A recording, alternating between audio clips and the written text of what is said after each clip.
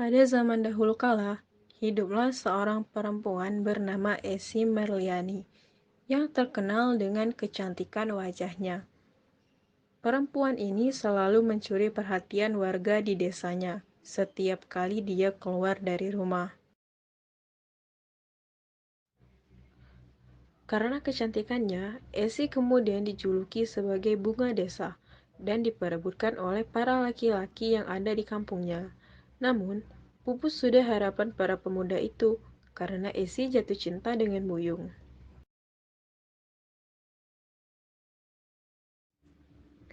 Buyung adalah seorang perjaka tampan yang disegani karena keberaniannya. Laki-laki perkasa ini menaruh hati pada Esi, yang menjadi rebutan oleh para pemuda di desanya. Beruntung perempuan cantik itu menerima perasaan cintanya. Esi dan Buyung seringkali menghabiskan waktu bersama dengan berjalan-jalan di hutan dekat desa. Bercanda penuh tawa yang membuat siapapun melihatnya akan menjadi iri. Selain orang-orang, hubungan cinta Buyung dan Esi pun juga disaksikan oleh hewan penghuni hutan. Dua sejoli itu sibuk berlarian sambil main kejar-kejaran mengitari pohon cempedak. Jika sudah lelah, mereka akan memainkan ayunan dengan memanfaatkan akar gantung dari pohon beringin yang tumbuh di hutan.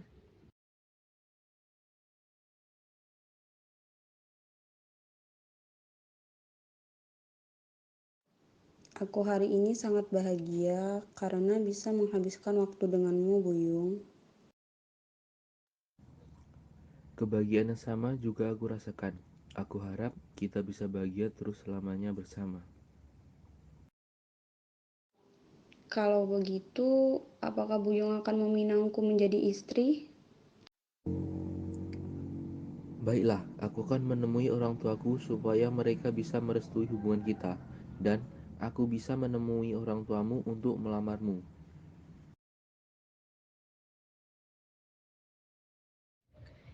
Esi yang mendengar penuturan Buyung tentunya merasa bahagia. Perempuan ini bersyukur karena bisa mewujudkan impiannya untuk menikah dengan pria yang juga mencintainya. Keesokan harinya, Esi menunggu kedatangan Buyung di hutan tempat mereka biasa menghabiskan waktu bersama. Jantungnya ikut berdegup kencang karena ia sudah tidak sabar ingin segera bertemu dengan kekasihnya. Tak lama kemudian, muncullah Buyung dari kejauhan. Laki-laki itu segera menghampiri kekasihnya. Namun, bukannya kabar membahagiakan yang diterima oleh Esi. Perempuan ini justru seperti mengalami mimpi buruk.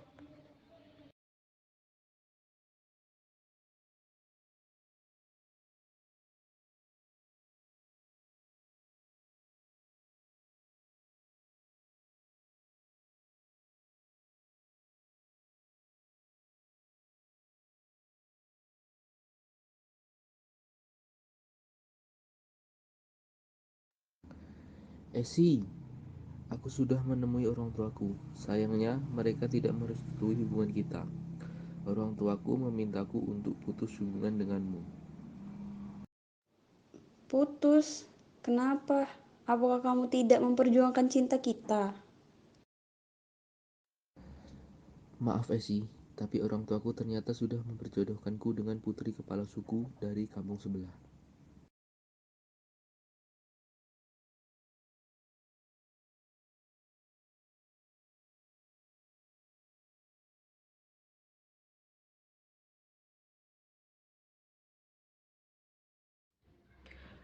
Betapa hancur hati Esi mendengar pengakuan dari Wuyung.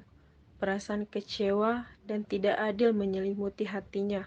Wanita ini pun datang ke rumah dengan air mata berlinang di wajahnya. Buyung hanya membiarkan saja kepergian Esi dan kembali ke rumahnya. Semenjak kejadian itu, Esi terlihat murung dan suka melamun di rumahnya. Wajahnya yang biasanya murah senyum seolah-olah kehilangan cahaya hidup. Di satu sisi, keseharian Buyung justru berbeda dengan mantan kekasihnya itu. Buyung berjumpa dengan Upi Leha yang merupakan calon istri pilihan orang tuanya. Wanita itu ternyata memiliki kecantikan yang tak kalah dengan Esi. Bahkan bisa dibilang kecantikannya melebihi Esi dan menjadi buah bibir semua warga di kampung. Tak ayal, hati Buyung lama-lama goyah juga. Ia bersama orang tuanya pun melamar Upi Leha dan berencana segera melaksanakan pernikahan mereka. Kabar itu pun dengan cepat menyebar ke seluruh kampung yang ada di wilayah tersebut. Hari berlangsungnya pernikahan Buyung dan Upi Leha pun tiba. Pesta pasangan suami istri dilaksanakan dengan meriah dan penuh sukacita oleh orang-orang dari berbagai desa. Kedua mempelai bahkan sampai diarak keliling kampung dan menjadi tontonan warga.